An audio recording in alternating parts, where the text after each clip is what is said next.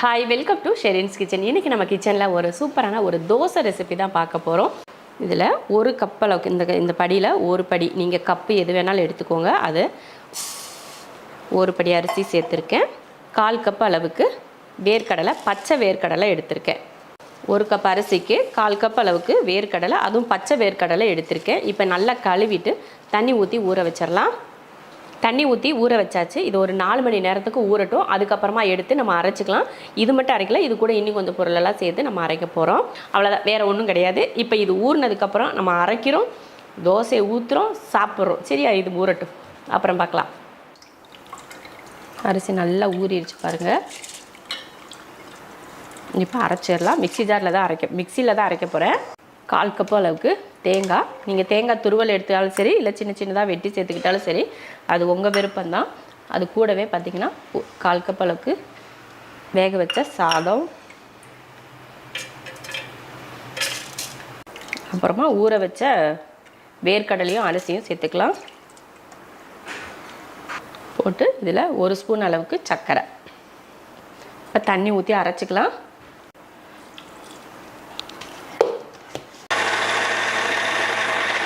அவ்வளோதான், மாவு சூப்பராக அரைச்சாச்சு பாருங்கள்.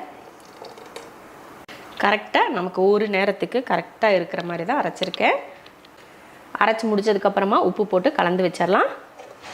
ரொம்ப மாவு கெட்டியாக இருந்துச்சுன்னா கொஞ்சம் தண்ணி சேர்த்துட்டு கலந்துக்கோங்க. நமக்கு கரெக்டாக இருக்குது, அளவு பக்குவம் கரெக்டாக இருக்குந்தா. கரெக்டாக தோசை ஊற்றுற அளவுக்கு கரெக்டாக இருக்குது. அதனால் நான் தண்ணி எக்ஸ்ட்ரா சேர்த்துக்கல. உங்களுக்கு கெட்டியாக இருந்தால் கொஞ்சம் தண்ணி சேர்த்துட்டு இது மாதிரி கலந்துட்டுக்கோங்க. அவ்வளோதான், கலந்து வச்சாச்சு. ஒரு 7லேருந்து 8 மணி நேரத்துக்கு புளிக்க வச்சுட்டு அதுக்கப்புறம் எடுத்து பார்த்துக்கலாம். சரி, இன்றைக்கி மாவு புளிச்சிருச்சு. அதுக்கு ஒரு சூப்பரான ஒரு சிக்கன் குருமா தான் செய்ய போகிறேன். அதுவும் ஒரு 1/4 கிலோ சிக்கன் வச்சு தான் குருமா பண்ண போகிறோம். இப்போ அதுக்கு தேவையானது என்னெல்லாம் எடுத்து வச்சுருக்கேன். வெங்காயம் வெட்டி வச்சுருக்கேன், தேங்காய் எல்லாம் ரெடி பண்ணி வச்சுருக்கேன். இப்போ நம்ம தாளித்து விட்டுறலாம். முதல்ல தாளித்து விட்டுட்டு அதுக்கப்புறமா போய் அரைக்க போகலாம். சரியா, குக்கர் வச்சுட்டு எண்ணெய் ஊற்றிட்டு அதில் 2 பட்டை, 2 ஏலக்காய், 2 துண்டு கிராம்பு சேர்த்துக்கிறேன். நல்லா பொரிய விட்டுட்டு ஒரு பெரிய வெங்காயம், கூடவே ஒரு 2-3 பல் பூண்டு. குக்கர் பார்த்தா சரி சின்னதில் செய்யலான்னு பார்த்தேன், சின்னதில் வச்சாச்சு. சரி, பார்க்குறப்ப வெங்காயம் வதக்கிறப்ப ரொம்ப குட்டியாக தெரிஞ்சுதா, சரி பெரிய குக்கரில் கொஞ்சம் பெரிய குக்கரில் சேர்த்துடலாம் அப்படின்னு சொல்லிட்டு பெரிய குக்கருக்கு மாற்றிட்டேன். வெங்காயம் நல்லா வதங்கட்டும். தேங்காய் ஒரு துண்டு எடுத்திருக்கேன். நீங்கள் துருவி கூட எடுத்துக்கலாம், அது ஒன்றும் பிரச்சனை இல்லை. அடுத்ததாக ஒரு 1/2 ஸ்பூன் அளவுக்கு சோம்பு சேர்த்துக்கலாம். மிளகு ஒரு 1/4 ஸ்பூன். அடுத்ததாக கசகசா, அதுவும் ஒரு 1/2 ஸ்பூன் சேர்த்துக்கலாம். கூடவே 2 பச்சை மிளகாய் சேர்த்துக்கலாம். அவ்வளோதான், இதை தண்ணி ஊற்றி அரைச்சி எடுத்துடலாம். வெங்காயம் நல்லா வதங்கினதுக்கப்புறமா இதில் ஒரு 1/2 ஸ்பூன் அளவுக்கு இஞ்சி பூண்டு பேஸ்ட் போட்டுடலாம். அவ்வளோதான், இஞ்சி பூண்டு பேஸ்ட்டு போட்டு நல்லா அந்த பச்சை ஸ்மெல் போகிறதுக்கு அப்புறமா இதில் நம்ம சிக்கன் சேர்த்துடலாம். ஒரு 1/4 கிலோ சிக்கன் எடுத்துருக்கேன் பார்த்திங்களா, நல்லா அதை சேர்த்துடலாம். காலையில் ஒரு பிரேக்ஃபாஸ்ட்டுக்கு செய்கிறப்போ நம்ம மதியம் லஞ்சுக்கு ஏதாவது சிக்கன் எதுனா வாங்கினோன்னா காலையில் கொஞ்சம் எடுத்து நம்ம இந்த மாதிரி பிரேக்ஃபாஸ்ட்டுக்கு தோசைக்கோ இட்லிக்கோ செஞ்சோம்னா ஈஸியாக இருக்கும். நம்மளுக்கும் காலையில் நான்வெஜ் சாப்பிட்ட மாதிரி இருக்கும். கூடவே ஒரு உருளைக்கிழங்கு நல்லா தோலெல்லாம் சீவிட்டு போடுங்க, அப்போ தான் சீக்கிரமாக குழஞ்சி வரும். அடுத்து கொஞ்சமாக மஞ்சள் தூள் சேர்த்துடலாம். கூடவே ஒரே ஒரு தக்காளி. சிக்கன் வதங்கிறதுக்கு உப்பு. இப்போ நல்லா வதக்கி விட்டுறலாம். நல்லா சிக்கன் நல்லா வதங்கி தண்ணி விட்டு வரும் பாருங்கள், அந்த மாதிரி வதக்கிக்கலாம். பாருங்கள், நல்லா சிக்கனும் உருளைக்கிழங்கும் நல்லா அந்த தண்ணி விட்டு வெந்து எண்ணெய் பிரிஞ்சு வர ஆரம்பிச்சிருச்சு. இந்த டைமில் இந்த காரத்துக்கு கொஞ்சமாக ஒரு 1/4 ஸ்பூன் அளவுக்கு மிளகாத்தூள். நிறைய வேணாம், சும்மா 1/4 ஸ்பூன். நிறைய காரம் இருந்தாலும் இந்த குருமாவுக்கு நல்லா இருக்காது. அதனால் லைட்டாக காரம் இருந்தால் போதும். நம்ம பச்சை மிளகாயும் அரைச்சிருக்கோம், அதனால் பார்த்துட்டு சேர்த்துக்கோங்க. அவ்வளோதான், வதக்கி விட்டதுக்கப்புறமா இப்போ அரைச்ச தேங்காய் பேஸ்ட்டை சேர்த்துக்கலாம். சேர்த்து அப்படியே தண்ணி ஊற்றி விட்டுலாம். தேங்காயெல்லாம் போட்டெல்லாம் வதக்க தேவையில்லை, அப்படியே தண்ணி ஊற்றி வேக வைக்கிறது தான். நமக்கு குருமா எந்த அளவுக்கு வேணும் அப்படின்னு பார்த்து தண்ணி சேர்த்துக்கோங்க. ஏன்னா மறுபடியும் இதை வேக வைக்க மாட்டோம், அதனால் பக்குவமாக பார்த்து தண்ணி ஊற்றிக்கோங்க.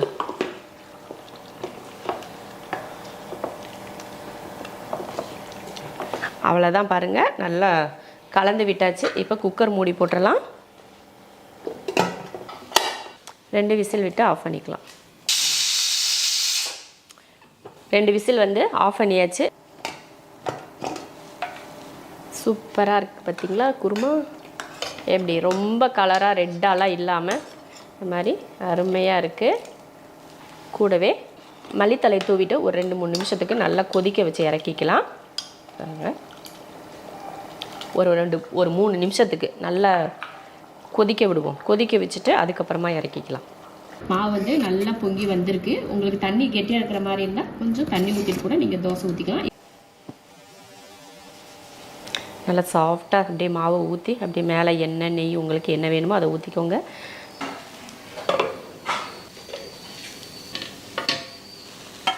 பாருங்கள் எவ்வளோ சாஃப்டாக இருக்குது. அதே போல் அடியிலையும் பாருங்கள் நல்ல கலராக எப்படி மொறுமொறு பிஞ்சிட்டே வந்துடுச்சு. அந்தளவுக்கு மொறுமொறுன்னு இருக்குது. சூப்பராக இருக்கும். இந்த மாதிரி நீங்கள் மாவு அரைச்சி தோசை செஞ்சிங்கன்னா அடுத்து ஊற்றிக்கலாம். கொஞ்சம் எண்ணெயை ஊற்றி அப்படியே மூடி வச்சிடலாம். மூடி வச்சு எடுத்திங்கன்னா மேலே இருக்க மாவு வந்து நல்லா வெந்து வரும். இல்லைன்னா திருப்பி போடுறோம்னா உங்களுக்கு திருப்பி போட்டுக்கோங்க. எதுவாக இருந்தாலும் நம்ம விருப்பம்தான். திருப்பி போட்டாலும் சரி, திருப்பி போடாமல் சாப்பிட்டாலும் சரி, அது உங்கள் விருப்பம். பார்த்தீங்களா சூப்பராக பஞ்சு போலையும் மொறுமொறுப்பாகவும். இதை வந்து நீங்கள் ஆப்பக்கல்லில் கூட ஊற்றுறதுனாலும் ஊற்றிக்கலாம், இல்லை தோசைக்கல்லில் ஊற்றுறதுனாலும் ஊற்றிக்கலாம். தோசைக்கல்லில் ஊற்றினாலே அந்த ஆப்பமாவு டேஸ்ட்டில் தான் இருக்கும். ரொம்ப நல்லாயிருக்கும். கண்டிப்பாக ட்ரை பண்ணி பாருங்கள். அந்த வேர்க்கடலையோட டேஸ்ட்டு, அப்புறமா அதில் போட்டிருக்க தேங்காய் ரைஸ் இதெல்லாம் நம்ம ஆப்பத்துக்கு என்னெல்லாம் போட்டோமோ அதெல்லாம் சேர்த்து அது கூட வேர்க்கடலையும் சேர்த்து செஞ்சுருக்கோம். டேஸ்ட் ரொம்ப அற்புதமாக இருக்கும். கண்டிப்பாக இந்த தோசையை நீங்கள் ட்ரை பண்ணி பாருங்கள். தோசையாகவும் யூஸ் பண்ணலாம், ஆப்பமாகவும் யூஸ் பண்ணலாம். ஏன் பணியாரம் கூட நீங்கள் இதில் வந்து செய்யலாம். எல்லாமே ரொம்ப நல்லாயிருக்கும். அதே சமயம் ரொம்ப சாஃப்டாக இருக்கக்கூடிய ஒரு தோசை இது. பாருங்கள் தொட்டாலே அப்படியே பஞ்சு மாதிரி இருக்குது. அடியில் அவ்வளோ மொறுமொறுன்னு இருக்குது பாருங்கள். இங்கே பாருங்கள் எவ்வளோ மொறுமொறுன்னு இருக்குது பார்த்தீங்களா. இந்த மாதிரி நல்ல கலராகவும் இருக்கும், அதே சமயம் சாஃப்டாகவும் இருக்கும். இதே போல் ட்ரை பண்ணுங்கள். இப்போ குருமாவும் ரெடி ஆயிடுச்சு. ஊற்றி பார்க்கலாம். அவ்வளோதான், குருமா ரெடி ஆயிடுச்சு. நல்ல வெள்ளை கலராகவும் இல்லாமல் ரொம்ப ஒரு மாதிரி எல்லோவாக இல்லாமல் இந்த கலர் வந்து ரொம்ப நல்லாயிருக்கும். இதே போல் இடியாப்பம், ஆப்பம், இட்லி, தோசை எல்லாத்துக்கும் ரொம்ப நல்லாயிருக்கும். பூரி இந்த மாதிரிக்கெலாம் ரொம்ப நல்லாயிருக்கும். அவ்வளோதான். இப்போ அடுப்பை ஆஃப் பண்ணிக்கலாம். சூப்பரான ஒரு ரெசிபி. இந்த மாதிரி ஒரு மாவு அரைச்சி தோசை செஞ்சு இந்த மாதிரி ஒரு குருமா செஞ்சு சாப்பிட்டு பாருங்கள். அன்றைக்கி நாளே ரொம்ப ஹாப்பியாக போகும். அந்தளவுக்கு டேஸ்ட் ரொம்ப நல்லாயிருக்கும். உளுந்து அடை செய்கிறதுக்கு நான் வந்து இதில் பார்த்தீங்கன்னா 1 கப் அளவுக்கு, இந்த கப்பு நீங்கள் எந்த கப்பு வேணாலும் எடுத்துக்கோங்க. உங்கள் வீட்டில் எத்தனை பேர் இருக்காங்களோ அதை பொறுத்து. நான் வந்து இந்த கப்பில் 1 கப் எடுத்திருக்கேன். வெள்ளை உளுந்து, உருட்டு உளுந்து தான் எடுத்திருக்கேன்.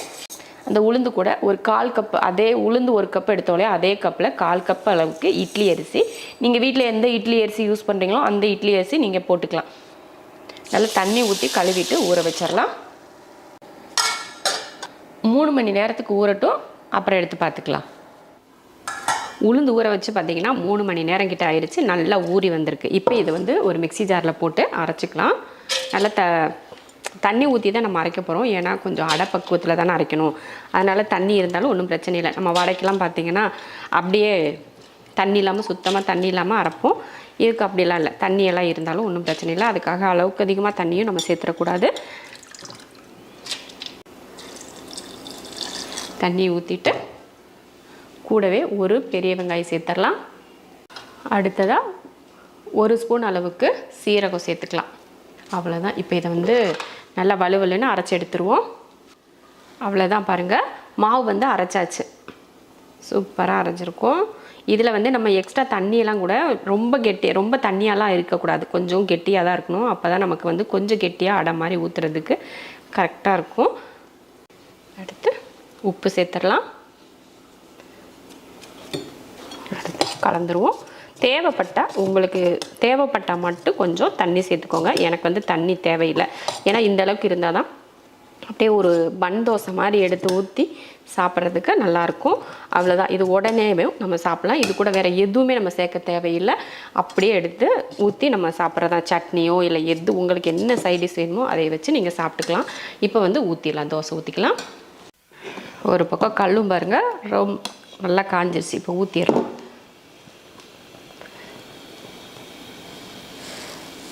அவ்வளோதான். இதுக்கு மேலே எல்லாம் பெருசு பண்ண வேணாம். இந்த அளவுக்கு இருந்தாலும் போதும். மேலே நல்ல எண்ணெய் ஊற்றிக்கலாம். நீங்கள் வந்து இரும்பு தோசை தவால இரும்பு தோசைக்கல்லில் ஊற்றுனீங்கன்னா முதல்லையே எண்ணெயை ஊற்றிட்டு அதுக்கப்புறமா இந்த மாவை எடுத்து ஊற்றுனீங்கன்னா இன்னும் நல்லாயிருக்கும் டேஸ்ட்டு. கொஞ்சம் நல்லெண்ணெய் இந்த மாதிரி நெய் இந்த மாதிரியெல்லாம் ஊற்ற ட்ரை பண்ணுங்கள். அப்போ வந்து உங்களுக்கு வந்து நல்லாயிருக்கும். நெய் சாப்பிட மாட்டிங்கன்னா மட்டும் நல்லெண்ணெய் சேர்த்துக்கோங்க, இல்லைன்னா நெய் சேர்த்துக்கோங்க. ஆனாலும் நல்லெண்ணெய் தான் நல்லது. பாருங்க எவ்வளோ சூப்பராக வந்திருக்கு. அடியில் அப்படியே கலர் அப்படியே தகன்னு தங்கம் மாதிரி மின்னுது அடியில். அதே போல் சாஃப்ட்டும் பார்த்திங்கன்னா சூப்பராக இருக்கும். சாஃப்ட்டு நம்ம நல்ல பஞ்சு தோசை மாதிரி இருக்கும். எப்பயும் நம்ம ஒரே போல் அரிசி நிறையாவும் உளுந்து கம்மியாகவும் போட்டு தோசை ஊற்றுவோம். ஆனால் இன்றைக்கி நம்ம உளுந்தில் தோசை செஞ்சுருக்கோம். வேறு லெவலில் இருக்கும் டேஸ்ட்டு. இதுக்கு உங்களுக்கு என்ன சட்னியோ குழம்போ இல்லை ஸ்வீட்டாக சர்க்கரை வச்சு சாப்பிட்னா கூட சாப்பிடுங்க, உங்களுக்கு அல்டிமேட்டாக இருக்கும் டேஸ்ட். அவ்வளோதான், எடுத்துருவோம். இதை உங்களுக்கு பணியாரமாக ஊற்றி நல்ல எண்ணெய் நிறைய ஊற்றி பணியாரம் போல் ஊற்றி சாப்பிட்றேன்னா கூட நீங்கள் சாப்பிட்டுக்கலாம். அதுவும் ரொம்ப நல்லாயிருக்கும். பாருங்க அவ்வளோ சாஃப்டாக அப்படியே தொட்டாலே அமுங்குது பாருங்கள், அவ்வளோ சாஃப்டாக இருக்கும். காலையில் நேரத்தில் நீங்கள் வந்து ஒரு அவசரமான நேரத்தில் ஒரு ஹெல்த்தியான பிரேக்ஃபாஸ்ட்டு சாப்பிட்ணுன்னா இது வந்து சூப்பராக ட்ரை பண்ணலாம். இன்றைக்கி நம்ம கிச்சனில் பார்த்தீங்கன்னா பிரேக்ஃபாஸ்ட் ரெசிபி தான் பண்ண போகிறோம். முதல்ல தோசைக்கு அரிசி ஊற வச்சிடலாம். ஒரு பாத்திரத்தில் பார்த்தீங்கன்னா நான் இட்லி அரிசி 1.5 கப் சேர்த்துக்கிறேன்.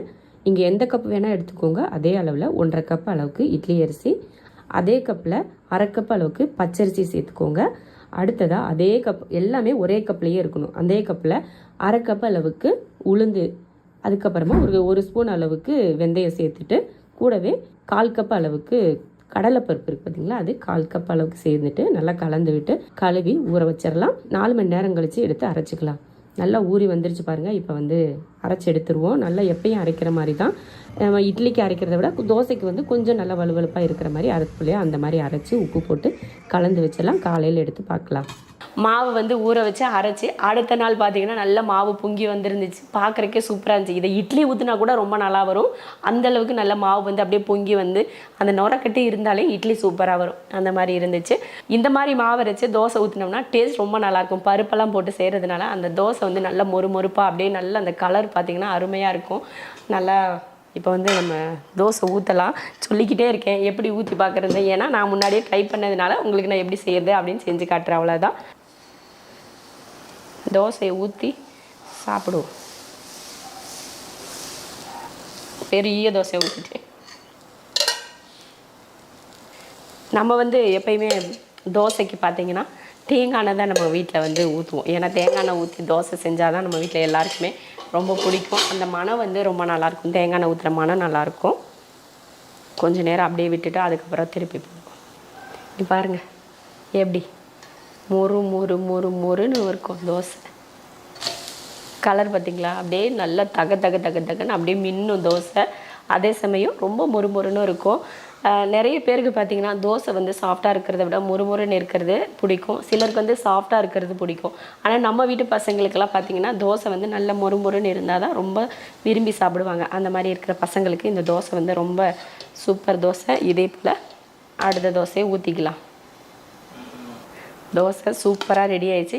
வேர்க்கடலை சட்னி பண்ணுறதுக்கு ஒரு 2 ஸ்பூன் அளவுக்கு எண்ணெய் ஊற்றிட்டு இந்த கப்பில் 1 கப் அளவுக்கு வேர்க்கடலை சேர்த்துக்கலாம். கூடவே ஒரு 5லேருந்து 6 போல் வரமிளகாய் நம்ம காரத்துக்கு ஏற்ற மாதிரி சேர்த்துக்கிட்டால் போதும். கூடவே ஒரு 1/4 ஸ்பூன் அளவுக்கு சீரகம். இதை வறுத்தெடுத்துக்கலாம். நல்லா வேர்க்கடலை வந்து கொஞ்சம் கலர் மாதிரி வரணும். வரமிளகாயும் கொஞ்சம் அந்த வதன்னு இருக்குது, நல்லா மொறுப்பாக வரும் பாருங்கள்.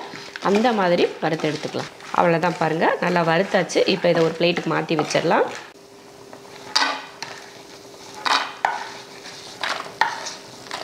இப்போ அதே எண்ணெயில் ஒரு வெங்காயம், ஒரு 4 பல் பூண்டு இதை கொஞ்சம் வதக்கிடுவோம். அடுத்தடுத்து போடுறதுக்கு நமக்கு வந்து கரெக்டாக இருக்கும். கூட ஒரு தக்காளி, கருவேப்பிலை, மல்லித்தலை கருவேப்பிலை கொஞ்சம் தாராளமாக போட்டிங்கன்னா நல்லா கமகமன்னு நல்ல மணமாக இருக்கும். அதுக்காக கொஞ்சம் அதிகமாகவே சேர்த்துக்கோங்க. அதிகமான அளவுக்கு அதிகமாக இல்லை, நல்ல மணம் வர அளவுக்கு சேர்த்துக்கிட்டிங்கன்னா நல்லாயிருக்கும். இது போல் ஒரு சின்ன துண்டு புளி. இப்போ இதை வதக்கிடலாம். வெங்காயம் தக்காளி கூட வேர்க்கடலை போட்டு வதக்காமல் தனியாக தான் வதக்கணும். அப்போ தான் அது வறுத்த மாதிரி இருக்கும். இல்லைன்னா பச்சை வேர்க்கடலை மாதிரியே இருக்கும். அதனால தான் தனியாக போட்டு வறுக்கிறேன். அவ்வளோதான், நல்லா இந்த மாதிரி வதங்கியாச்சு. கருக விட்டுறாமல் இருக்கணும். எதை வதக்குனாலுமே நம்ம கருக விடாமல் வதக்குனா தான் டேஸ்ட் நல்லாயிருக்கும். இல்லைன்னா கருகுச்சுன்னா கசப்பாயிரும். இதையும் ஒரு பிளேட்டில் மாற்றிடலாம். அவ்வளோதான், ஆறட்டும். அதுக்கப்புறமா அரைச்சிக்கலாம்.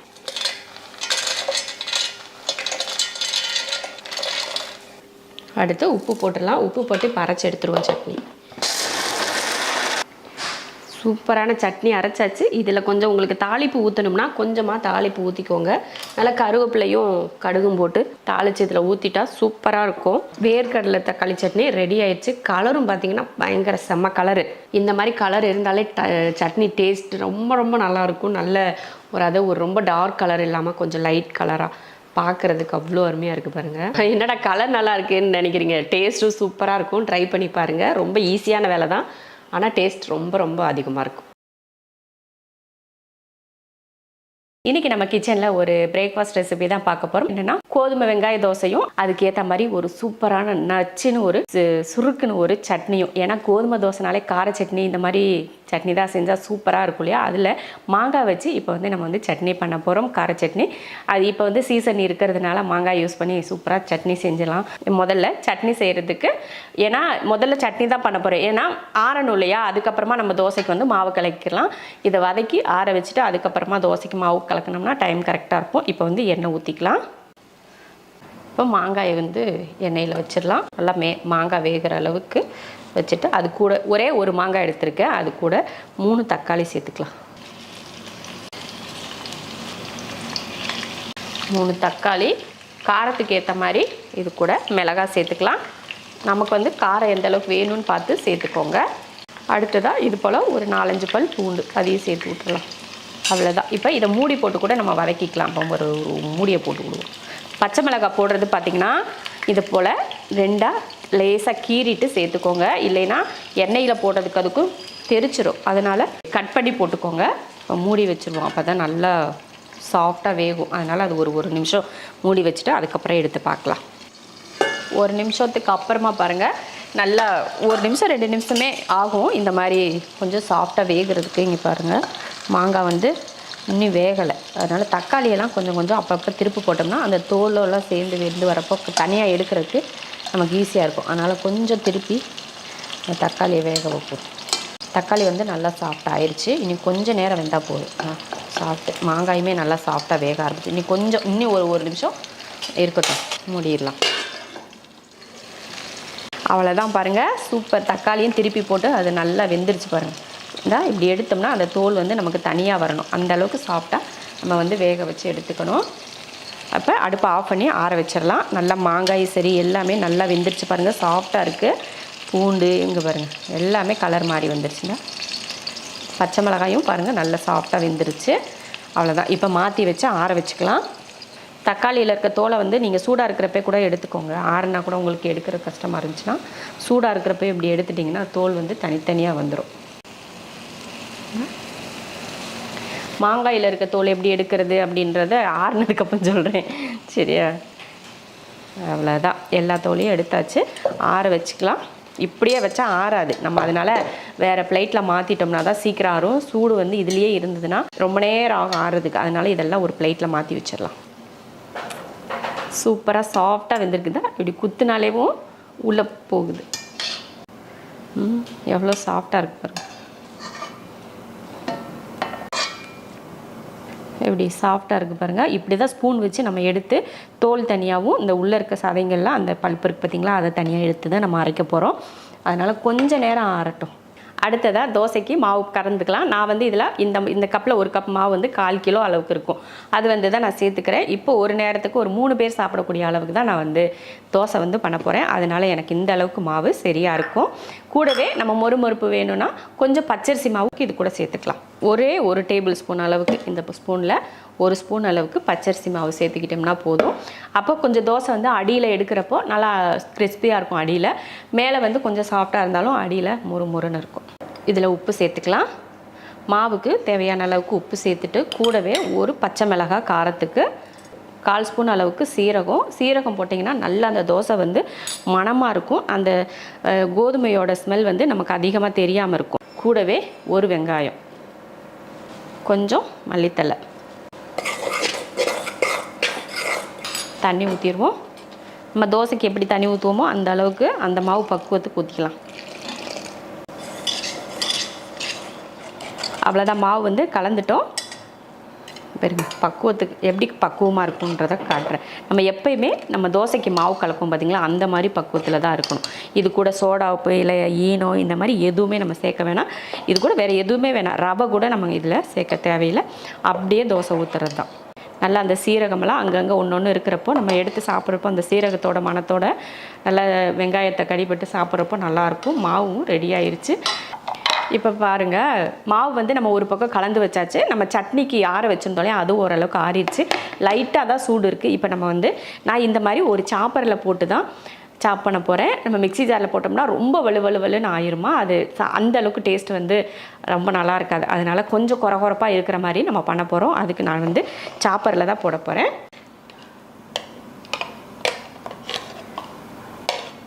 இந்த மாதிரி இங்கே பாருங்கள், இந்த மாதிரி தனியாக எடுத்து இப்படி போடணும். அந்த தோலோடு போட்டோம்னா நரன்னு இருக்கும்.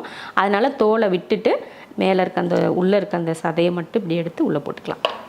தேவையான அளவுக்கு உப்பு சேர்த்துட்டு அது கூடவே நல்ல ஒரு பெரிய வெங்காயத்தை இந்த மாதிரி சின்னதாக வெட்டியிருக்கேன், அதையும் சேர்த்துடலாம். கூடவே கொஞ்சம் மல்லித்தலை. அவ்வளோதான், எல்லாமே போட்டாச்சு. இப்போ மூடிடுவோம். அவ்வளோதான், மூடியாச்சு. இதை இப்படி அமுத்தினோன்னா நல்லா லாக் ஆகிக்கும். ரொம்ப ஈஸியாக இருக்குது. நான் இந்த இழுத்து சாப்பிடணும் இல்லைங்களா, அதை விட இது வந்து எனக்கு கொஞ்சம் ஈஸியாக இருக்கிற மாதிரி இருந்துச்சு. அவ்வளோதான், லாக் பண்ணியாச்சு.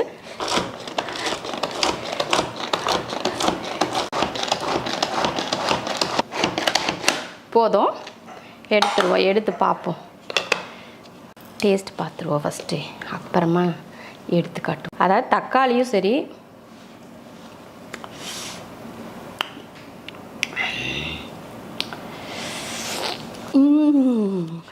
அருமை அருமை. நம்ம இதை வேறு பாத்திரத்துலையெல்லாம் மாற்ற வேணாம். இப்படியேவும் இந்த பிளேடை மட்டும் எடுத்து ஓரமாக வச்சுட்டு இந்த சட்னியை இந்த பாத்திரத்துலேயே வச்சுக்கலாம். எதுக்கு இன்னொன்றில் போட்டு நம்ம வந்து அழுக்காக்கிட்டு. வேறு லெவல் சூப்பரான ஒரு சட்னி. தக்காளி, மாங்காய், அதுக்கப்புறமா மல்லித்தலை போட்டோம்ல அந்த மனம், அப்படியே அந்த டேஸ்ட்டு வந்து பாருங்க, எனக்கே அப்படியே எச்சி ஊறிக்கிட்டே இருக்குது. அவ்வளோ அருமையாக இருக்குது. இந்த தோசைக்கு இந்த சட்னி கூட ஒரு பெஸ்ட்டு சட்னி இருக்க முடியுமா அப்படின்னு யோசித்தா கண்டிப்பாக இருக்கவே முடியாது. ஏன்னா அந்த அளவுக்கு அது என்ன சொல்கிறது, அவ்வளோதான், சொல்கிறதுக்கு வார்த்தைகளே இல்லை. ஏன்னா அந்த அளவுக்கு சட்னியோட டேஸ்ட் வந்து பேச விடாமல் செய்யுது. நான் முதல்ல தோசையை ஊற்றி இந்த சட்னியை தொட்டு சாப்பிட்டுட்டு தான் மறு வேலை செய்யணும் அப்படின்ற ஒரு முடிவு வந்திருக்கேன். சட்னி வந்து சூப்பராக ரெடி ஆயிடுச்சு. கலர் வந்து கம்மியாக தான் இருக்குது, ஆனால் டேஸ்ட் வேறு லெவலில் இருக்குது தெரியுமா, அவ்வளோ ருசி. இப்போ நம்ம வந்து தோசை ஊற்றி சாப்பிடுவோம். தோசைக்கு பாருங்கள் மாவு ரெடியாக இருக்குது. தோசைக்கு வெங்காயம் பத்தலை அப்படின்னா இன்னும் கொஞ்சம் கூட நம்ம வெங்காயம் சேர்த்துக்கலாம். வெங்காயம் போட டேஸ்ட் நல்லா தான் இருக்கும். அதனால் இன்னும் கொஞ்சம் வெங்காயம் சேர்த்துக்கிறேன். வெங்காயம் போட்டு அந்த வெங்காயத்தோட கடிப்பட்டு சாப்பிட்றப்போ டேஸ்ட் நல்லாயிருக்கும் இல்லையா தோசை. அது கோதுமை தோசை அப்படிங்கிறப்போ சிலருக்கு வந்து அந்த கோதுமையோட ஸ்மெல் வந்து பிடிக்காது. அப்படி அந்த ஸ்மெல் வேணாம் அப்படிங்கிறதுக்காக தான் சீரகம் அதில் போட்டு அந்த சீரகத்தோட மனம் வந்து சூப்பராக இருக்கும். அந்த கோதுமையோட மனம் தெரியாத அளவுக்கு. இப்போ ஊற்றிடலாம். கல் வந்து நல்லா காஞ்சிருச்சு. தோசை ஊற்றிடலாம். ரொம்ப எல்லாம் சாஃப்டாலாம் ஊற்ற முடியாது இந்த தோசை. ஏன்னா நம்ம வந்து வெங்காயம்லாம் போட்டிருக்கோம் இல்லையா, அதனால் வந்து ரொம்ப மெல்லிசாலாம் ஊற்ற முடியாது. கொஞ்சம் கெட்டியாக தான் வரும். அருமையாக வந்து தோசை ஊற்றியாச்சு. பாருங்கள், கலரும் சூப்பராக இருக்குது.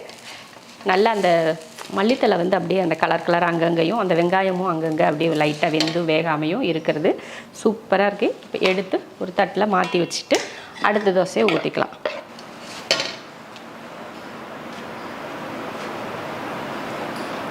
சுட சுட கோதுமை கார தோசை செஞ்சு இந்த மாதிரி சட்னி செஞ்சு, ஆஹா, இது வந்து ஒரே ஸ்பூன் போதும் நமக்கு. ஏன்னா அவ்வளவு டேஸ்ட்டு, காரம் புளிப்பு எல்லாம் சேர்த்து அந்த அளவுக்கு இருக்குது. அதே சமயம் நம்ம இந்த தோசையிலையும் பார்த்திங்கன்னா கொஞ்சம் ஒரு பச்சை மிளகாயும் வெங்காயம் எல்லாம் சேர்த்துருக்கிறதுனால டேஸ்ட்டு சூப்பராக இருக்கும், சுருக்குன்னு இருக்கும். சூப்பரான ஒரு சட்னி, வேறு லெவலில் இருக்குது. டேஸ்ட்டு வேறு லெவலில் இருக்குது. அவசரம் பொறுக்க முடியாமல் வாய்க்கு போயிடுச்சு. அப்படியே வைக்க அப்படியே இறங்குது அந்த டேஸ்ட்டு. புளிப்பு, காரம், இந்த வெங்காயம் இதெல்லாம் சேர்த்து இது கோதுமை தோசை அப்படிங்கிறதே நம்ம மறந்துடுவோம். அந்த மாதிரி டேஸ்ட் இருக்குது. சூப்பரான ஒரு டேஸ்ட்டில் கோதுமை தோசை மட்டும் கிடையாது, நீங்கள் இன்ஸ்டண்ட்டாக என்ன தோசை செஞ்சாலும் இந்த மாதிரி ஒரு புளிப்பாக ஒரு சட்னி செஞ்சிங்கன்னா நீங்கள் இன்ஸ்டண்ட்டாக தான் தோசை செஞ்சுருக்கீங்க அப்படின்ற ஒரு நினைப்பே நமக்கு வராது. நம்ம இன்ஸ்டண்ட்டாக செய்கிற எந்த தோசையுமே புளிப்பு இருக்காது இல்லையா, அதனால இந்த சட்னி வந்து சூப்பராக இருக்கும். இது தோசை இட்லிக்கு மட்டும் கிடையாதுங்க, சாதத்துக்கு இதை விட சூப்பராக இருக்கும். உண்மையாகவே சூடாக சோறு போட்டு இதை பிணைஞ்சு அது கூட கொஞ்சம் தேங்காய் எண்ணெய் இல்லை நல்லெண்ணெய் இதை அப்படியே மேலே ஊற்றி அப்படியே சாப்பிட்டோம்னா வேறு என்ன வேணும் அப்படின்னு இருக்கும். அந்த மாதிரி டேஸ்ட் இருக்குது, சூப்பராக இருக்குது. மொத்தத்தில் அவ்வளோதான், இதுக்கு மேலே சொல்கிறதுக்கு எதுவும் இல்லை. நம்ம சாப்பிட்றதுக்கு போகணும், ஏன்னா அந்தளவுக்கு என்னை இழுத்துக்கிட்டு நிற்கிது. அவ்வளோதான். இதே மாதிரி நீங்களும் கோதுமை தோசை வீட்டில் செஞ்சீங்கன்னா இந்த சட்னியை ட்ரை பண்ணுங்கள். ஏன்னா மாங்காவோட சீசன் இப்போ இருக்கிறப்ப இதை வந்து செஞ்சு சாப்பிட்டுக்கோங்க. அந்தந்த சீசனில் மாங்காய் கிடைச்சா மாங்காய், மாம்பழம், பலாப்பழம், இது மாதிரி சீசனுக்கு என்ன கிடைக்குதோ அதெல்லாம் சாப்பிடணும். அது போல் கரும்பு சீசனில் கரும்பு, இந்த மாதிரிலாம் சாப்பிட்டோம்னா நமக்கு ரொம்ப திருப்தியாக இருக்கும் இல்லையா, அதுக்கு சொல்கிறேன். நீங்களும் இதே போல் ட்ரை பண்ணி பார்த்துட்டு எப்படி இருக்குன்னு சொல்லிவிட்டு சட்டுன்னு கமெண்ட்டில் வந்து சொல்லிடுங்க.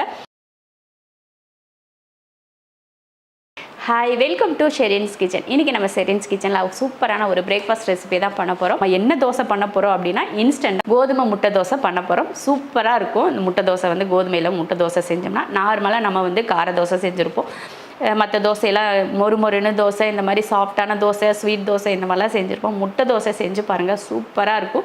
சைடிஷ் கூட கேட்க மாட்டாங்க, அவ்வளவு ருசியாக இருக்கும். வெறும் தோசையை எடுத்து சாப்பிடுவாங்க. அந்த அளவுக்கு அருமையான தோசையும் சூப்பரான ஒரு சட்னியும் நம்ம பண்ண போகிறோம். முதல்ல சட்னிக்கு ரெடி பண்ணி ஆற வச்சுட்டு அதுக்கப்புறமா நம்ம வந்து தோசைக்கு ரெடி பண்ணி வச்சுக்கலாம். ஒரு 2 ஸ்பூன் அளவுக்கு எண்ணெய் ஊற்றிக்கலாம்.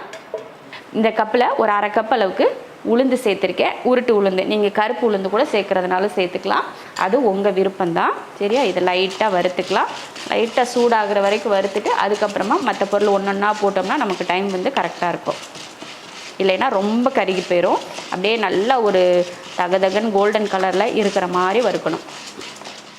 அடுத்ததாக இது கூட ஒரு வரமிளகாய், ஒரு 3 வரமிளகாய் சேர்த்துக்கலாம். பச்சை மிளகாய் ஒரு 4லேருந்து ஒரு 5, காரத்தை பொறுத்து நீங்கள் மிளகாயெல்லாம் சேர்த்துக்கோங்க. அதே போல் 5 பல் பூண்டு சேர்த்துருக்கேன். கூடவே ஒரு பெரிய வெங்காயம்.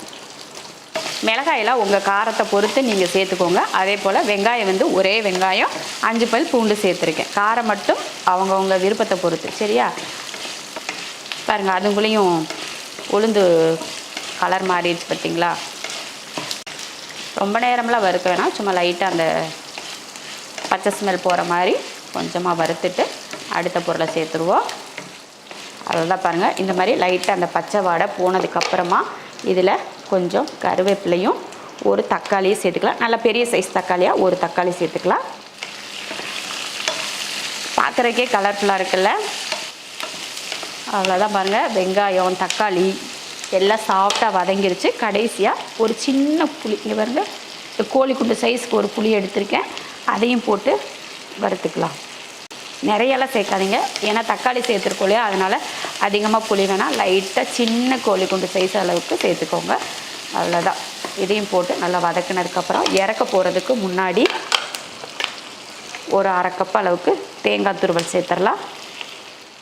கூடவே கொஞ்சம் மல்லித்தலையை சேர்த்துட்டு இப்போ அடுப்பை ஆஃப் பண்ணிவிட்டு வதக்கி விட்டுறலாம். அவ்வளோதான், அடுப்பை ஆஃப் பண்ணியாச்சு. இப்போ ஆற வச்சிடலாம். ஏன்னா கடாயிலே வச்சோம்னா ஆறுறதுக்கு லேட் ஆகும், அதனால் ஒரு பிளேட்டில் மாற்றி ஆற வச்சிடலாம். அடுத்ததாக பார்த்தீங்கன்னா இப்போ வந்து மாவு ரெடி பண்ணிக்கலாம். நம்ம கோதுமை மாவில் தான் முட்டை தோசை பண்ண போகிறோம். நான் வந்து இந்த கப்பில் ஒரு கப் அளவுக்கு கோதுமை மாவு எடுத்திருக்கேன். இது 3லேருந்து 4 பேர் தாராளமாக சாப்பிட்லாம். முட்டை தோசை அப்படிங்கிறப்போ நம்ம நிறைய சாப்பிட மாட்டோம், 1-2 தான் சாப்பிடுவோம். ஏன்னா முட்டையே நம்ம ஒரு தோசைக்கு ஒரு முட்டை 2 முட்டை உடச்சி ஊற்றுவோம் இல்லையா, அதுவே வயிறு நிறைஞ்சிரும். அதனால் இதில் ஒரு கப் அளவுக்கு ஒரு 3லேருந்து தாராளமாக 3 பேர் சாப்பிட்லாம். ஒருத்தர் 2 தோசை சாப்பிட்டா கூட 4 பேர் கூட தாராளமாக சாப்பிட்லாம். அந்த மாதிரி நான் வந்து இதில் ஒரு கப் அளவுக்கு கோதுமை மாவு எடுத்திருக்கேன். இப்போ நம்ம அளக்கிறது பார்த்திங்கன்னா இந்த கப்பில் ஒரு மாவு அளக்குறோன்னா இதே கப்பில் தான் நம்ம மற்றதையும் அளந்துக்கணும். இப்போ இதிலேயே 1/4 கப் அளவுக்கு பச்சரிசி மாவு எடுத்துக்கலாம். ஒரு கப் அளவுக்கு கோதுமை மாவுக்கு 1/4 கப் அளவுக்கு பச்சரிசி மாவு. நீங்கள் வீட்டில் அரைச்சி வச்சுருப்பீங்க இல்லையா மாவு, அந்த மாவு எது வேணாலும் நீங்கள் சேர்த்துக்கலாம். கடையில் வாங்கின பச்சரிசி மாவு, வீட்டில் இருக்கிற பச்சரிசி மாவு எது வேணாலும் சேர்த்துக்கலாம். அடுத்ததாக வெள்ளை ரவை, நம்ம உப்புமாலாம் செய்வோம் இல்லையா, அந்த வெள்ளை ரவை பார்த்திங்கன்னா ஒரு 1/4 கப் அளவுக்கு. அரிசி மாவு எந்த அளவு சேர்க்குறோமோ அதே அளவுக்கு சேர்த்துக்கிட்டால் போதும். உப்பு சேர்த்துடலாம். இப்போ எல்லாத்தையும் போட்டாச்சு, ஒரு கலக்கி விட்ருவோம். கலக்கிட்டு இப்போ தண்ணி ஊற்றி கலப்போம். நிறைய தண்ணி ஊற்றிடாமல் பார்த்து கொஞ்சம் கொஞ்சமாக பார்த்து பக்குவமாக தண்ணி ஊற்றி கலந்துக்கோங்க. கொஞ்சம் வேறு பாத்திரத்துக்கு நம்ம வந்து மாற்றிடுவோம், ஏன்னா இது கொஞ்சம் அகலமாக இல்லை. அதே போல் உப்பும் கரெக்டாக கடைசியில் சரி பார்த்துட்டு உப்பும் சேர்த்துக்கோங்க. பாருங்கள், பிஸ்கு வச்சு கலந்தோம்னா சீக்கிரமாக கலந்துரும் பாருங்கள். அவ்வளோதான், கலந்தாச்சு. மாற்றி வச்சுட்டு கரண்டி எடுத்து அளவு, தண்ணியோட அளவு எப்படி இருக்குன்னு பார்த்துக்கலாம். ஓ, இவ்வளவு இந்த கரெக்டாக இருக்குது. இதுக்கு மேலே தண்ணியெல்லாம் சேர்க்க வேண்டாம். இந்த பக்குவமே நமக்கு வந்து கரெக்டாக இருக்குது.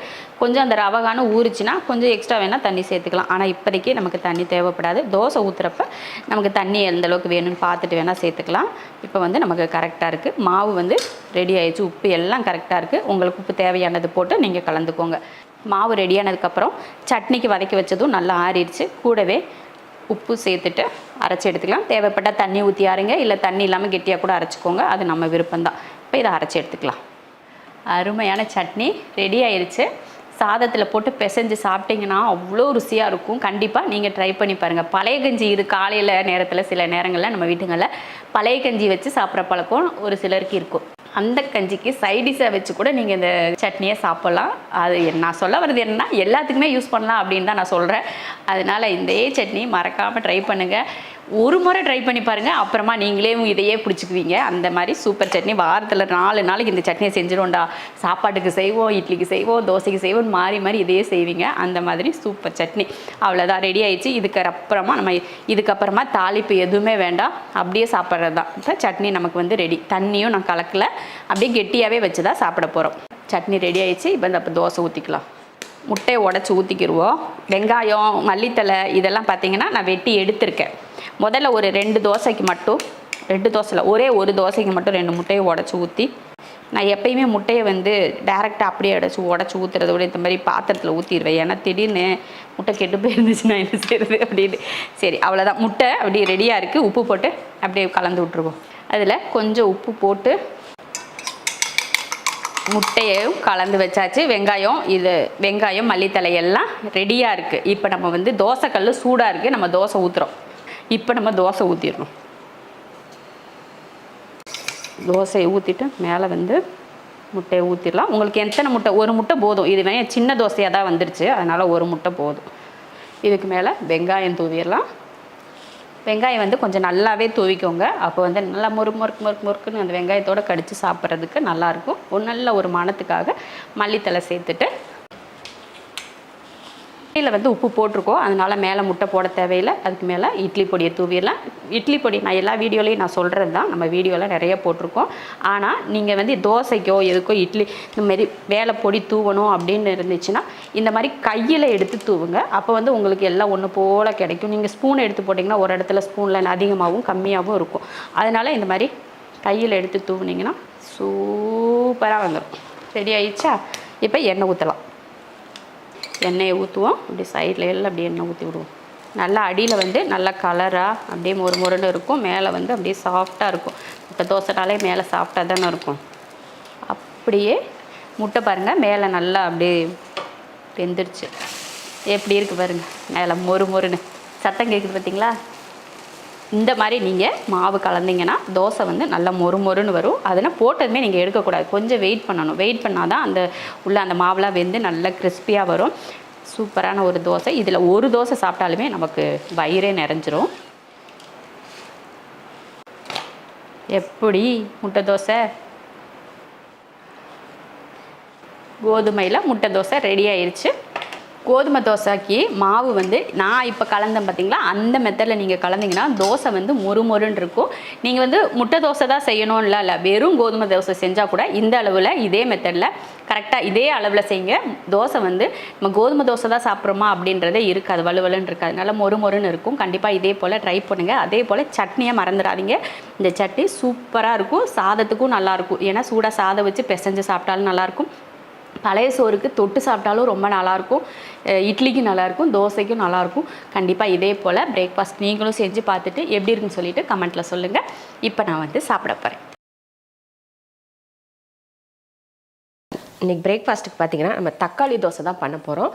நான் வந்து மாவு பார்த்திங்கன்னா நல்லா கலந்து எடுத்து வச்சுருக்கேன். தோசை மாவு வந்து கலந்து எடுத்திருக்கேன். ஒரு 3 பேர் சாப்பிடக்கூடிய அளவுக்கு தோசை மாவு எடுத்திருக்கேன். அதுக்கு எந்த மாதிரி மசாலா சேர்க்கணுன்னு பார்க்கலாம். ஒரு பெரிய வெங்காயம் எடுத்திருக்கேன். மீடியம் சைஸ் வெங்காயமாக ஒரு வெங்காயம் எடுத்துக்கோங்க. கூடவே 2 பல் பூண்டு. நான் வந்து ஒரு 3 பேர் சாப்பிடக்கூடிய அளவுக்கு தோசை, அதுக்கு அளவு தான் நான் எடுக்கிறேன். அதை பார்த்துக்கோங்க. அடுத்ததாக ஒரு 1/4 ஸ்பூன் அளவுக்கு சீரகம், அடுத்ததாக 4 வரமிளகாய் சேர்த்துக்கிறேன். நம்ம காரத்தை பொறுத்து நீங்கள் மிளகாய் சேர்த்துக்கோங்க. நான் வந்து காரம் கொஞ்சம் இருக்கட்டும்னு 4 மிளகாய் சேர்த்துருக்கேன். அதுக்கப்புறமா ஒரே ஒரு தக்காளி அதையும் சேர்த்துருவோம். குறப்பாக அரைச்சிட்டு வந்துடுவோம். பாருங்கள், இந்த மாதிரி தான் அரைக்கணும். ரொம்ப வலுவலுன்னு தண்ணியாக அரைக்காமல் இந்த மாதிரி அரைச்சிக்கணும். அதே சமயம் இதில் தண்ணி எதுவும் சேர்த்துக்காமல் அரைக்கணும். ஏன்னா தக்காளிலேயும் தண்ணி இருக்கும், வெங்காயத்துலேயும் தண்ணி இருக்கும். அதனால் எக்ஸ்ட்ரா தண்ணி ஊற்றுனீங்கன்னா ரொம்ப தண்ணியாக ஆயிரும். அதனால் இந்த மாதிரி கெட்டு பக்கத்துக்கு நம்ம சட்னிக்கு அரைப்போம் இல்லையா, அந்த மாதிரி அரைச்சி இதை அப்படியே தாளித்து சாப்பிட்டாலும் ரொம்ப நல்லாயிருக்கும். இதில் கொஞ்சம் உப்பை மட்டும் போட்டுட்டு அப்படியே நம்ம தொட்டு சாப்பிட்டாலும் நல்லாயிருக்கும். ஆனால் தோசை வந்து கொஞ்சம் காரசாரமாக இந்த மாதிரி எப்போயும் ஒரே மாதிரி தோசை சாப்பிடாம அப்பப்போ இந்த மாதிரி தக்காளிலேயோ இல்லை கீரையில் இந்த மாதிரியெல்லாம் நிறைய வெரைட்டியில் பீட்ரூட்டு, கேரட்டு இந்த மாதிரி தோசையெல்லாம் செஞ்சு சாப்பிட்டா ரொம்ப நல்லாயிருக்கும் இல்லையா, அதனால தான். சரி, இப்போ இதை வந்து மாவில் போட்டுடலாம். அடுத்ததாக கொஞ்சமாக உப்பு சேர்த்துருவோம். உப்பு சேர்த்து கலந்து விட்டுருவோம். அவ்வளோதான். இதுக்கப்புறம் நம்ம எதுவுமே சேர்க்க தேவையில்லை. அப்படியே நம்ம தோசை ஊற்றுறது தான். சரி, அதுக்கு முன்னாடி நம்ம ஒரு சட்னியும் ரெடி பண்ணிடுவோம். நம்ம காரமாக ஒரு தோசை சாப்பிட்றோம் அப்படின்னா நல்லா சாஃப்டாக ஒரு மைல்டாக ஒரு சட்னி செஞ்சால் தானே நல்லாயிருக்கும். அதனால் கொஞ்சம் காரம் கம்மியாக தேங்காய் சட்னி இல்லைன்னா வேர்க்கடலை சட்னி அரைக்கலாம். நம்ம வந்து இன்றைக்கி தேங்காய் சட்னி தான் அரைக்க போகிறோம். நல்லா சட்னி செய்கிறதுக்கு பார்த்தீங்கன்னா நல்லா ஒரு 1/4 மூடி தேங்காயை துருவி எடுத்திருக்கேன். நிறைய பேர் எப்படி நீங்கள் வெள்ளை கலரில் சட்னி அரைக்கிறீங்கன்னு கேட்டிங்களா, அந்த வெள்ளை கலர் சட்னி வரணுன்னா தேங்காயை துருவி போடுங்க. அந்த ஓடெல்லாம் இல்லாமல் இருந்தாலே சட்னி வந்து வெள்ளையாக தான் இருக்கும். அதே போல் பொட்டுக்கடலை போட்டாலும் கம்மியாக போட்டு அரைக்கணும். அப்போ வந்து சட்னி வந்து நல்லா வெள்ளையாக இருக்கும். இது கூட பச்சை மிளகாய் நான் வந்து 2 சேர்த்துக்கிறேன். அடுத்து 2 பூண்டும் சேர்த்துக்கிறேன். கொஞ்சமாக மல்லித்தலை, கூடவே ஒரு 4 இலை புதினாவும் ஒரு 4-5 இலை சேர்த்துக்கோங்க. நல்ல மணமாக இருக்கும். அடுத்ததாக பொட்டுக்கடலை பார்த்தீங்கன்னா நான் ஒரு 3 ஸ்பூன் அளவுக்கு பொட்டுக்கடலை எடுத்திருக்கேன். அதை சேர்த்துடலாம். அடுத்து உப்பு. இப்போ தண்ணி ஊற்றி அரைச்சி எடுத்துக்கலாம். அருமை சட்னி பாருங்கள், சூப்பராக அரைச்சாச்சு. இப்போ இதில் ஒரு பவுலில் மாற்றி தாளித்து ஊற்றிக்கலாம். சட்னியில் தண்ணியெல்லாம் கலக்க வேணாம், அப்படியே கெட்டியாகவே வச்சுக்கலாம். சூப்பராக இருக்குது. கூடவே கொஞ்சமாக கடுகு கொஞ்சம் கருகி போச்சு, ஒன்றும் பிரச்சனை இல்லை. கடுகு கருவேப்பிலை போட்டு அப்படியே கொஞ்சம் தாளிப்பு போட்டோம்னா சூப்பராக இருக்கும். நல்ல கமகமன்னு மணமாக இருக்கும். அந்த தாளிப்பு மணமும் சூப்பராக இருக்கும். தாளித்தாலும் நல்லாயிருக்கும், தாளிக்கலைனாலும் நல்லாயிருக்கும். அது நம்ம விருப்பம்தான். சட்னி இப்போ ரெடி ஆயிடுச்சு. தோசை ஊற்றிடலாம். அடுத்து தோசைக்கல் வச்சாச்சு. நிறைய பேர் நான் தோசை வீடியோ போட்டாலே நிறைய பேர் என்கிட்ட கேட்குறது என்னென்னா, அக்கா தோசைக்கல் வந்து என்ன பிராண்டு, இரும்பு கல்லா நான்ஸ்டிக்கா அப்படின்னு சொல்லி கேட்பீங்க. அதுதான் இப்போ நான் வந்து என்ன கல்லுனா, இது வந்து நான்ஸ்டிக் தோசைக்கல் தான். ஃபியூச்சரா பிராண்டில் நான் வாங்கினது. இது வந்து ஆன்லைன்லேயும் கிடைக்கும். ஃபியூச்சரா பிராண்ட் வந்து தோசைக்கல். இது வந்து நான்ஸ்டிக் தோசைக்கல். இதுலேயும் சப்பாத்தி கல்லும் இருக்குது. நம்ம வந்து தோசை தவா வாங்கணும். இதில் ஃப்ளாட்டாக நான் வாங்கியிருக்கேன். இதில் வந்து நல்லா குழியாக இருக்கிற மாதிரி தோசைக்கல் கூட உங்களுக்கு கிடைக்குது. நீங்கள் ஆன்லைனில் வாங்கிக்கோங்க. உங்களுக்கு இந்த கல்லோட லிங்க் வேணாலும் நான் டிஸ்கிரிப்ஷனில் கொடுக்குறேன். நீங்கள் செக் பண்ணி பார்த்துட்டு வாங்கிக்கோங்க. வீடியோக்குள்ளே பார்த்தீங்கன்னா ஒரு சின்ன படம் மாதிரி தெரியும். அந்த படத்தை தொட்டிங்கன்னா இந்த கல் வந்து பர்ச்சேஸ்க்குள்ளே போகும். நீங்கள் பார்த்துட்டு உங்களுக்கு பிடிச்சிருந்தா நீங்கள் வாங்கிக்கலாம். தோசை ஊற்றிடுவோம்.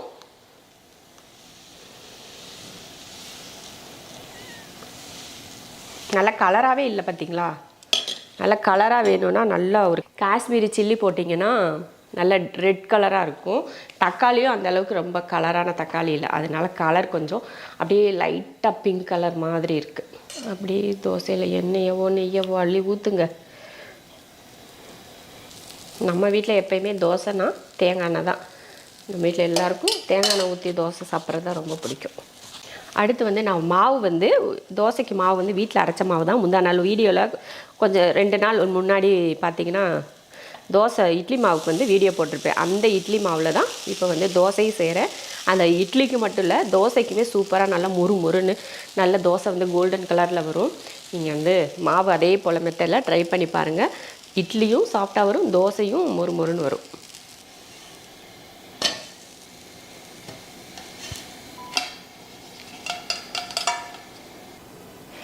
அவ்வளோதான். சட்னி எடுத்து அப்படியே வச்சு தொட்டு சாப்பிட்டா காலையில் பிரேக்ஃபாஸ்ட், நைட்டு டின்னர் 2க்கும் இதே போல் ஏதாவது ஒரு நைட்டு டின்னருக்கு செஞ்சாலும் சரி, இல்லை காலையில் பிரேக்ஃபாஸ்ட்டுக்கு செஞ்சாலும் சரி, அது உங்கள் விருப்பம். செம்ம டேஸ்ட்டாக இருக்கும். இது கூட வேறு எந்த சட்னியுமே நம்ம வச்சுக்க தேவையில்லை. வெறும் தோசை சட்னி. இன்னும் டெய்லி ஒரே மாதிரி சட்னி ஒரே மாதிரி தோசையான்னு கேட்டாங்கன்னா, தோசையை இப்படி செஞ்சுட்டு எப்பயும் போல் சட்னியை இப்படி செஞ்சுருங்க. வேலை முடிஞ்சுது. நமக்கு வேலை ஈஸி. டெய்லி என்னடா சட்னி செய்கிறது, என்னடா தோசை செய்கிறது அப்படிங்கிறப்போ தோசையை வந்து இந்த மாதிரி மாற்றிட்டு சட்னி அதே செஞ்சிங்கன்னா கூட உங்கள் வீட்டில் இருக்கவங்களுக்கு டிஃப்ரெண்ட் தெரியாது. அதனால ட்ரை பண்ணி பாருங்கள். இன்ஸ்டண்ட்டாக ஒரு தோசை செய்ய போகிறோம், அதாவது அடை செய்ய போகிறோம். அதுக்கு நான் வந்து இந்த கப்பில் 1 கப் அளவுக்கு பாசிப்பருப்பு எடுத்திருக்கேன். பாசிப்பருப்பு வந்து 1 கப், இது வந்து 200 கிராம் இருக்கும். அந்த அளவுக்கு நான் எடுத்திருக்கேன். அடுத்ததாக நம்ம கையில் 1 கையளவுக்கு பச்சரிசி எடுத்துக்கோங்க. புழுங்கலரிசியோட பச்சரிசி போட்டோன்னா நல்லா தோசை வந்து நமக்கு முறுமுறுப்பு கிடைக்கும். அதனால் கொஞ்சம் பச்சரிசி போட்டுக்கோங்க. இது 2 ஊறி வர்றதுக்கு டைம் வந்து கரெக்டாக இருக்கும். அதனால தான் சேர்த்து சொல்கிறேன். இப்போ 2 கழுவிட்டு நம்ம வந்து ஊற வச்சிடலாம். ஒரே 1 மணி நேரம் ஊற வச்சுட்டு எடுத்துக்கலாம். அரை மணி நேரத்தில் ஊறிடும். இருந்தாலும் 1 மணி நேரம் ஊற வைக்கிறது நமக்கு கரெக்டாக இருக்கும். டைம் நல்லா அரிசி பருப்பு ரெண்டுமே நல்லா ஊறி வந்துடும். அரிசி வந்து அதிகம் சேர்க்கக்கூடாது. நம்ம கையில் சும்மா லைட்டாக இப்படி கையில் எடுத்து இப்படி பிடிச்சா ஒரு பிடி இருக்கணும். அந்த மாதிரி அரிசி போட்டால் போதும். அவ்வளோதான். இதை ஊறட்டும். 1 மணி நேரத்துக்கு அப்படியே விட்டுறலாம். பருப்பு அரிசி ஊற வச்சு பார்த்திங்கன்னா 1 மணி நேரத்துக்கு ஆயிடுச்சு. நல்லா ஊறி வந்திருக்கு. இப்போ நம்ம வந்து இது மிக்ஸி ஜாரில் போட்டு அரைச்சிக்கலாம். தண்ணியோடு தான் போட்டு அரைக்க போகிறோம். ஒன்றும் பிரச்சனை இல்லை. நல்லா தோசை மாவு பக்குவத்துக்கு அரைச்சிட்டா போதும். கடைசியில் தண்ணி ஊற்றிக்கலாம். பருப்பு போட்டாச்சு. இது கூடவே 3 வரமிளகாய், 3 மிளகாய் போட்டுக்கோங்க. உங்களுக்கு காரம் எந்த அளவுக்கு வேணும்னு பார்த்து போட்டுக்கோங்க. அதிக மிளகாய் போட்டாலும் கலர் மாறிடும். அதனால ஒரு 3 நான் போட்டிருக்கேன். இது போல் 2 பல் பூண்டு. அடுத்ததாக ஒரு அரை ஸ்பூன் அளவுக்கு சீரகம். அவ்வளோதான். கூடவே கொஞ்சம் கருவேப்பிலை சேர்த்துடலாம். அவ்வளோதான். இதை தண்ணி ஊற்றி நம்ம அரைச்சி எடுத்துக்கலாம். நம்ம பருப்பு ஊற வச்சோம் இல்லையா, அதே தண்ணி அதை சேர்த்துக்கோங்க. அந்த தண்ணியை வேஸ்ட் பண்ணாமல் அரைக்கிறதுக்கு யூஸ் பண்ணுங்கள். கொஞ்சம் மஞ்சள் தூளும் சேர்த்துக்கலாம். அப்போ வந்து கலர் வந்து நல்ல மஞ்சளாக இருக்கும். அதனால் கொஞ்சோண்டு மஞ்சள். பருப்பு சும்மாவே மஞ்சளாக தான் இருக்கும். நம்ம தோசை ஊற்றுறப்ப கொஞ்சம் லைட்டாக லெமன் எல்லோ கலரில் இருக்கும். இனி கொஞ்சோண்டு மஞ்சள் தூள் சேர்த்தோன்னா இனி அதை விட கொஞ்சம் எக்ஸ்ட்ரா கலர் கிடைக்கும். அதுக்காக இது வந்து ஆப்ஷனல் தான். வேணும்னா சேர்த்துக்கோங்க, இல்லைன்னா வேண்டாம். இப்போ அரைச்சி எடுத்துடலாம். அவ்வளோதான். அரைச்ச மாவு வந்து ஒரு பவுலில் மாற்றிட்டு உப்பெல்லாம் போட்டு கலந்துக்கலாம். தண்ணி எந்த அளவுக்கு வேணும்னு பார்த்து சேர்த்துக்கோங்க. ஒரு பவுலில் மாவு ஊற்றிட்டு கொஞ்சம் உப்பு சேர்த்துக்கலாம்.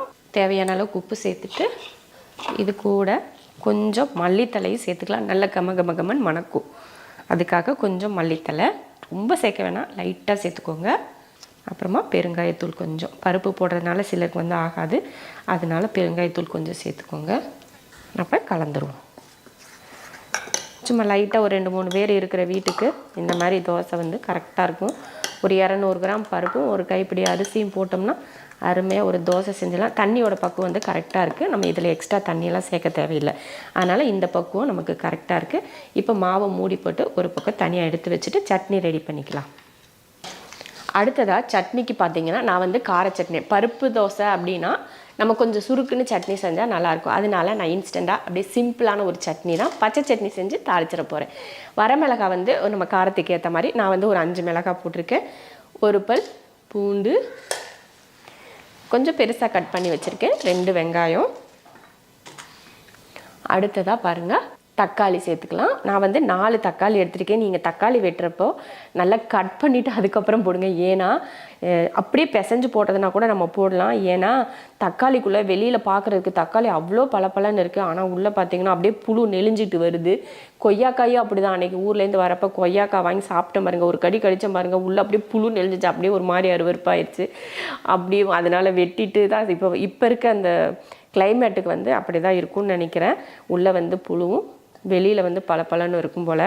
சரி, 4 தக்காளி எடுத்திருக்கேன். 4 தக்காளியும் சேர்த்துடலாம். மிக்ஸி ஜார் பிடிக்கல, அரைச்சோம்னா சரியாக போயிடும். அடுத்து உப்பு பாருங்கள். புளி பாருங்கள், இந்த சைஸ் எடுத்துருக்கேன்னு. இத்தினூண்டு புளி எடுத்துக்கிறணும். இங்கே பாருங்கள், இந்த அளவுக்கு புளி எடுத்தால் போதும். அதையே அப்படியே அரைச்சிடுவோம். அவ்வளோதான், அரைச்சி எடுத்துருவோம். ஒரு கடாய் வச்சு ஒரு 2 ஸ்பூன் அளவுக்கு எண்ணெய் ஊற்றிருக்கேன். அவ்வளோதான். எண்ணெய் காஞ்சதுக்கு அப்புறமா பாருங்கள், கொஞ்சம் கடுகுளுந்து சேர்த்துக்கலாம். கூடவே கொஞ்சமாக சீரகம், கொஞ்சம் கடுகுளுந்து கூட கொஞ்சம் சீரகம் போட்டு தாளித்தோம்னா அந்த சட்னி வந்து நல்ல மணமாக இருக்கும். நான் வந்து இது கூடயே போட்டு அரைச்சி கூட செஞ்சுருக்கேன். சீரகத்தை வந்து இது கூட போட்டு அரைச்சி கூட சட்னி செய்வேன். சூப்பராக இருக்கும் டேஸ்ட்டு. நல்லா பொரிஞ்சதுக்கப்புறமா கொஞ்சம் கருவேப்பிலை, சட்னி ஊற்றிடலாம். அவ்வளோதான். சட்னி ஊற்றினதுமே அப்படியே சலசலன்னு ஒரு கொதி வரும். அப்படியே அது ஸ்டாப் ஆகிட்டு அப்படியே கொதிக்க லைட்டாக கிளறி விட்டோன்னா அவ்வளோதான். இதுக்கப்புறமா இதில் நம்ம தண்ணி ஒரு துளி தண்ணி கூட சேர்க்கல. நம்ம சட்னி அரைக்கிறப்பவும் பார்த்தீங்கன்னா தக்காளியில் இருக்கிற தண்ணி மட்டும்தான் இது. தக்காளியில் வெங்காயத்தில் இருக்கும் பார்த்தீங்களா, அந்த தண்ணி மட்டும்தான் இருந்தது. அதனால் எக்ஸ்ட்ரா தண்ணியெல்லாம் சேர்க்கக்கூடாது இந்த சட்னிக்கு. எல்லாருக்கும் இந்த சட்னி எப்படி பண்ணுறதுன்னு தெரியும். ஆனாலும் புதுசாக பிகினர்ஸ்க்கு வந்து அந்த இது தெரியாது, எப்படி சட்னிக்கு வந்து தண்ணி இவ்வளோ வந்துச்சு அப்படின்ற மாதிரி டவுட்டெல்லாம் இருக்குது. இப்போ இருக்க பிள்ளைங்களுக்கு நிறைய டவுட் வருது சமையலில். ஏன்னா நம்ம வீட்டு பிள்ளைக்கும் அப்படி தான் வருது. அந்த மாதிரி சரி தண்ணியெல்லாம் ஊற்றாமல் தான் அரைச்சிருக்கேன். லைட்டாக ரொம்ப நேரம்லாம் கொதிக்க விடக்கூடாது. லைட்டாக அந்த சூடாகு பார்த்தீங்களா, அப்படியே சூடாகி லைட்டாக அந்த சுற்றி லைட்டாக கொதிக்க ஆரம்பித்து சட்னி சூடாகி லைட்டாக கலர் மாறும். நம்ம அரைக்கிறப்ப வேறு கலரில் இருக்கும். நம்ம தாளித்து அது சூடாகிறப்ப பார்த்திங்கன்னா நல்ல டார்க் கலரில் வரும் பார்த்திங்களா. அந்த மாதிரி டைமில் அடுப்பை ஆஃப் பண்ணி விட்டுறணும். இல்லைன்னா ரொம்ப நேரம் கொதிச்சிச்சின்னா இந்த சட்னியோட டேஸ்ட் வேறு டேஸ்ட்டுக்கு மாறும். அதனால் இந்த பச்சை சட்னி அப்படிங்கிற ஒரு இதுலேயே இருக்கட்டும், அப்போ நல்லாயிருக்கும் இல்லையா. அதனால தான் அதுதான் சட்னி சூப்பராக ரெடி. இப்போ நம்ம வந்து தோசை ஊற்றிடலாம். அவ்வளோதான். கரண்ட் போயிடுச்சு. கரண்ட் போனால் கொஞ்சம் வெளிச்சம் வந்து கம்மியாயிரும். உங்களுக்கு எப்படி தெரியுதுன்னு தெரியல பாருங்கள். அடுத்து நல்ல தோசைக்கல் காஞ்சிருச்சு.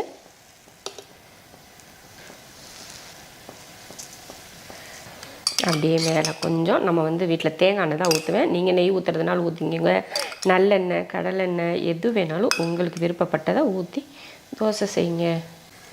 அவ்வளோதான். நல்ல தோசை கலர் மாதிரி வந்துருச்சு. எடுத்துடலாம். மொறுன்னு எப்படி இருக்குது பாருங்கள். அப்படி கையிலே திருப்பி போட்டாச்சு.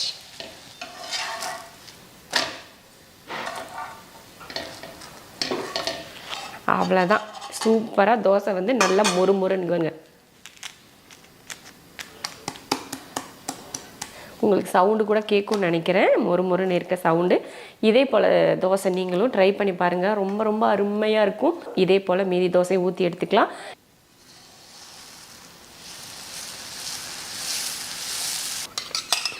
ஊற்றி நல்ல எண்ணெய் ஊற்றிக்கலாம். அப்படி மேலே எண்ணெய் நெய் எது வேணாலும் நம்ம ஊற்றிக்கலாம். அது நம்ம விருப்பம்தான். சூப்பராக தோசை வந்து நல்லா மொறுப்பாக வரும். டேஸ்ட் வந்து அந்த பருப்போட டேஸ்ட் கொஞ்சம் கூட இருக்காது. அந்த அளவுக்கு ருசியும் ரொம்ப அருமையாக இருக்கும். அடுத்தது தோசை பாருங்கள், நல்லா கலர் மாறி வந்துட்டுருக்கு. அதனால் தோசை எடுத்துருவோம்.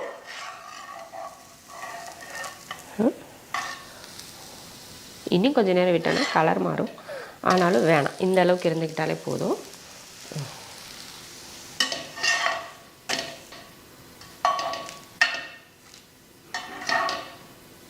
சூப்பரான ஒரு சட்னியும் நல்ல அருமையான ஒரு தோசையும் செஞ்சுருக்கோம். இவ்வளோ தான். இந்த வீடியோ உங்களுக்கு பிடிச்சிருந்தா லைக் பண்ணிவிட்டு ஷேர் பண்ணிவிட்டு நம்ம சேனலை சப்ஸ்கிரைப் பண்ணி வச்சுக்கோங்க.